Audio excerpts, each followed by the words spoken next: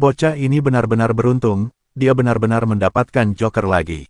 Ucap Yan Taiji di dalam hati, Su Haoran dengan santainya berkata, jangan menyia-nyiakan waktu, ayo segera ganti kartu, keberuntunganku ada batasannya.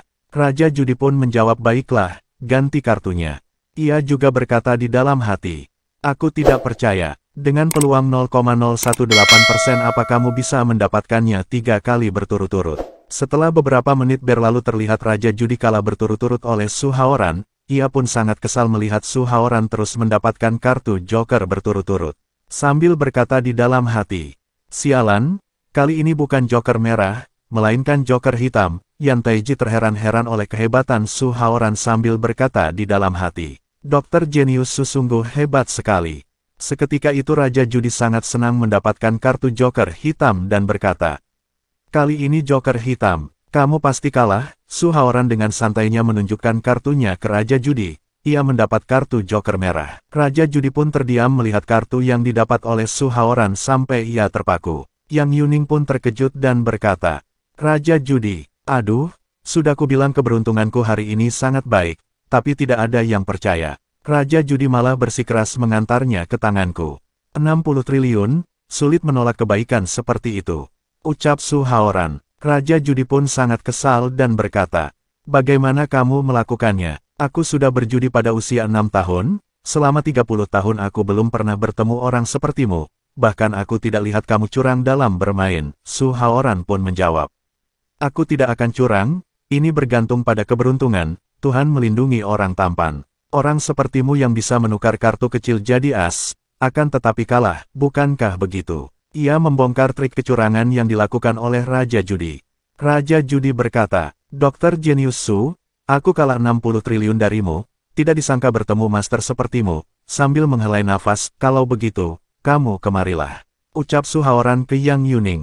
Ia pun berjalan mendekat ke Su Haoran. Su Haoran berkata ke Yang Yuning, kamu milikku sekarang. Baik tuan, ucap Yang Yuning ke Su Haoran. Seketika itu Su Haoran memukul pantat Yang Yuning sambil berkata, mulai sekarang ikuti aku dengan baik. Yang Yuning pun kesal atas kelakuan Su Haoran dan berkata, kamu, Su Haoran pun berkata di dalam hati, wanita ini tahu banyak hal tentangku, dia anggota asosiasi Dewa Kegelapan, tidak aman jika berada di sisi orang lain, sebaiknya aku mengawasinya sendiri. Yan Taiji pun berbisik ke Su Haoran sambil berkata, kamu mesum sekali, ingat masih ada istri di rumah. Su Haoran pun menjawab, Tuan Yan, aku ini pria normal.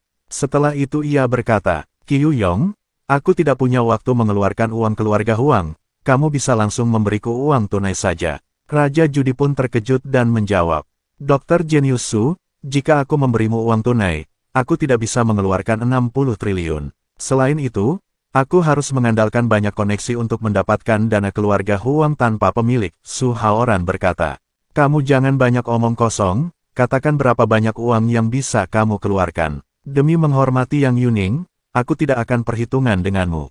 Raja judi pun menjawab, aku bisa memberimu 4 triliun sekaligus. Aku juga akan memperjelas, dengan begitu aku juga dapat menghasilkan uang. Hanya 4 triliun, bukankah terlalu sedikit?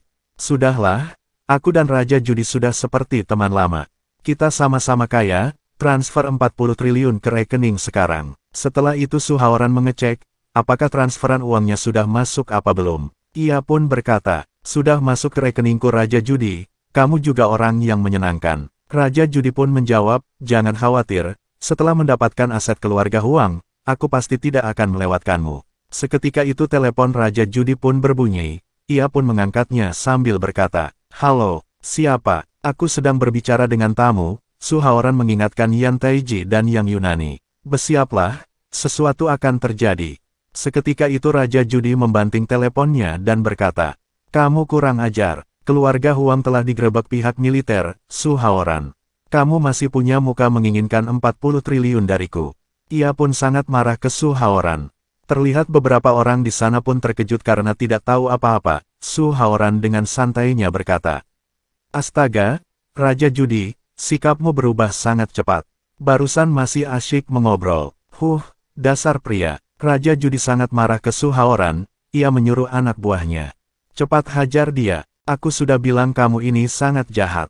Ucap Yan Taiji, ia terlihat sangat panik. Su Haoran menjawab, Jangan khawatir, mereka punya senjata, aku juga ada. Ia mengeluarkan kartu poker dari sakunya. Ia melemparkan beberapa kartu poker sambil berkata, warga yang baik mana boleh membawa senjata api. Terlihat beberapa kartu poker itu melukai para pengawal Raja Judi. Tanpa basa-basi Su Haoran melancarkan serangannya dan berhasil menumbangkan mereka. Tanpa diduga ia sudah berada di samping Raja Judi dan berkata, aku jelas-jelas membuatmu menghasilkan 20 triliun, tapi kamu masih menyerang kami. Jika hari ini kamu tidak memberi kompensasi yang pantas, aku tidak akan melepaskanmu. Sambil mengarahkan jarum perak ke Raja Judi.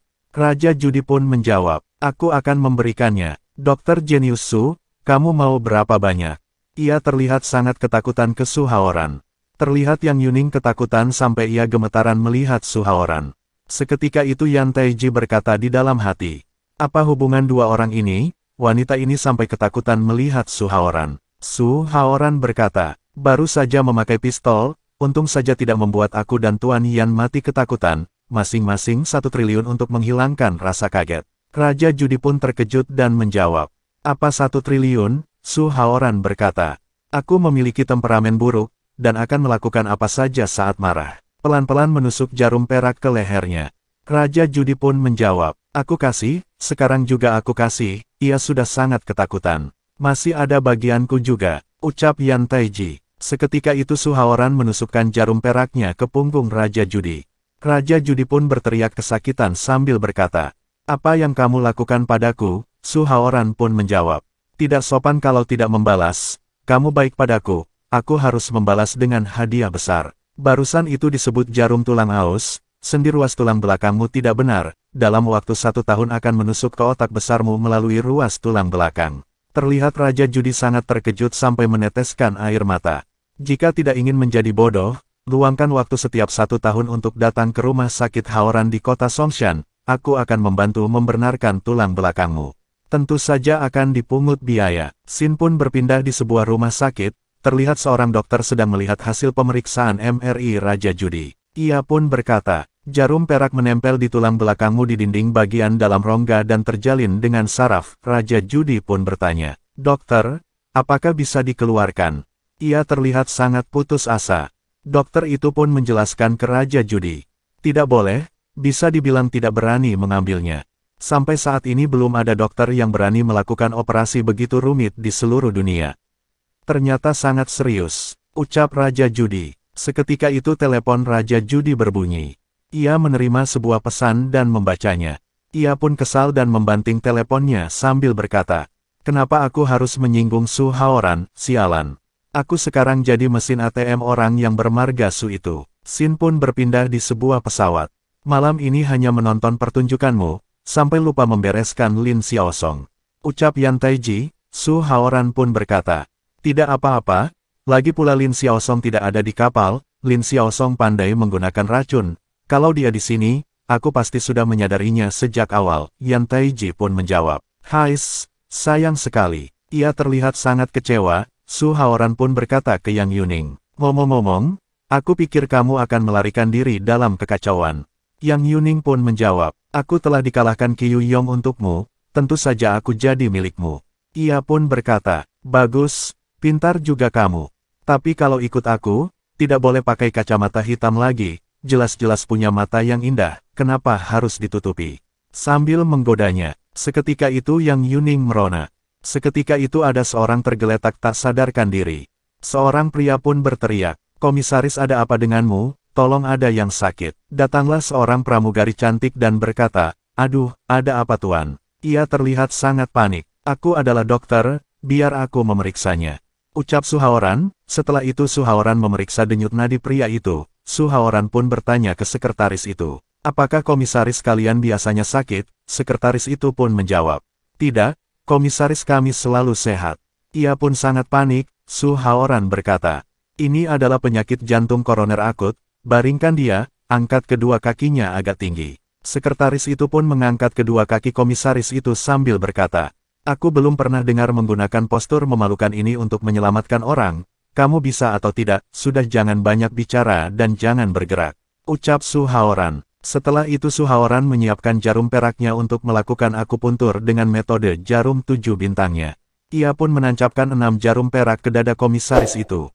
Sekretaris itu panik melihat ada garis ungu di dada komisaris sambil berkata, "Astaga, kamu bisa mengobati atau tidak?" Garis ungu muncul di dada komisaris kami. "Jangan bergerak, angkat terus kakinya. Aku menggunakan akupuntur untuk mempercepat kemampuan metabolismenya, melepaskan trombosit yang meradang, karena itulah bisa muncul garis ungu," ucap Su Haoran memarahi sekretaris itu. Sekretaris itu pun terkejut ketakutan dan menjawab, baik tuan." Sesaat kemudian terlihat komisaris mulai tersadarkan. Sekretaris itu pun berkata, "Terima kasih Tuhan, akhirnya komisaris sudah sadar. Apa yang kamu lakukan padaku?" ucap komisaris itu sambil terkejut. Sekretaris itu pun menjawab, "Tolong dengarkan penjelasanku dulu." Setelah beberapa menit berlalu, komisaris itu berkata ke Su Haoran, "Ternyata dokter jenius yang menyelamatkanku, aku sangat berterima kasih. Aku Ye Mao Yuan Zongqi." "Siapa nama dokter jenius?" Su Haoran pun menjawab, "Aku Su Haoran." Komisaris Ye berkata, "Keterampilan pengobatan dokter jenius sangat luar biasa, aku sangat berterima kasih. Ini sedikit niat baik dariku." Ia berencana memberikan imbalan ke Su Haoran.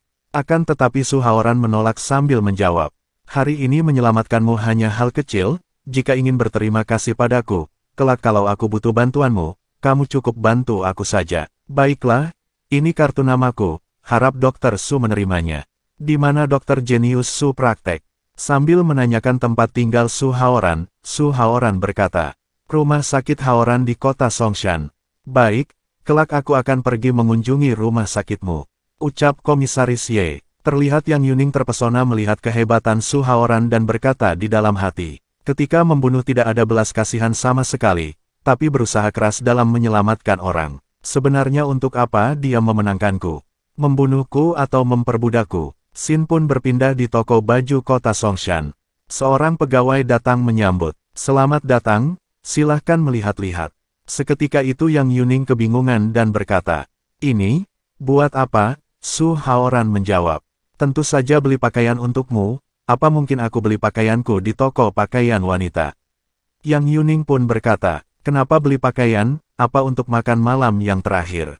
"Apanya makan malam terakhir? Sudah jangan banyak bicara, cepat coba gaun itu," ucap Su Haoran sambil mendorong Yang Yuning. Yang Yuning pun tidak mengerti apa yang dimaksud oleh Su Haoran dan berkata di dalam hati, apa yang ingin dia lakukan?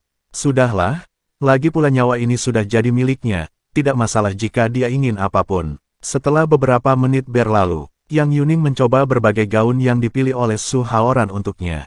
"Kenapa pakaian ini semakin aneh?" ucap Yang Yuning di dalam hati. Su Haoran berkata ke pegawai itu, yang ini." Sambil menyerahkan gaun itu, pegawai itu pun menjawab, "Tuan, ini yang paling murah, apa mau dibungkus?"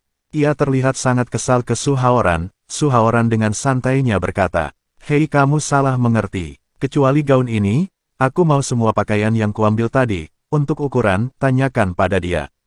Terlihat pegawai itu dan Yang Yuning terkejut. Apa yang mau dia lakukan? "Itu, belasan pakaian ini," ucap pegawai itu. Su Haoran pun berkata, "Kenapa masih diam saja, bukankah ini merek internasional? Bagaimana bisa pegawai sepertimu amatir sekali? Aku mau kamu membungkus semua pakaian yang kupilih, kamu tidak dengar?" Pegawai itu menjawab, "Baik-baik tuan." Ia bergegas membungkus semua pakaian yang dipilih. Setelah itu Su Haoran memanggil Yang Yuning sambil berkata, "Pergi ganti dengan pakaian ini." Yang Yuning pun menjawab, "Baik." Ia juga berkata di dalam hati, "Ini bukan pakaian yang aneh-aneh lagi kan?" Setelah beberapa menit berlalu, Yang Yuning keluar dan berkata, "Aku sudah berganti."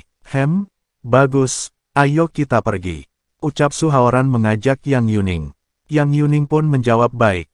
Ia juga berkata di dalam hati, "Bagaimana dia akan membereskanku, aku semakin tidak mengerti." Sin pun berpindah di jalanan. Su Haoran berkata ke Yang Yuning, "Karena aku telah memenangkanmu, jadi patuhi saja aku." Yang Yuning pun menjawab, "Baik." Su Haoran pun berkata, "Kamu harus mematuhiku tanpa syarat, tidak boleh punya pikiran licik padaku. Kelak bekerja di rumah sakitku, aku akan tanggung makan dan tempat tinggalmu, tapi tidak ada gaji." Seketika itu Yang Yuning pun terkejut dan menjawab, apa cuma itu saja?" Su Haoran berkata, "Kenapa, kamu masih punya permintaan khusus?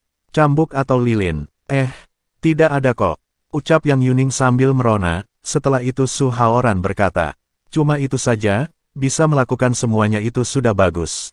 Baik Tuan, ucap Yang Yuning, ia pun sangat senang. Su Haoran berkata, oh ya, kamu juga langsung ke rumah sakit saja, aku tidak memerlukanmu lagi di sini.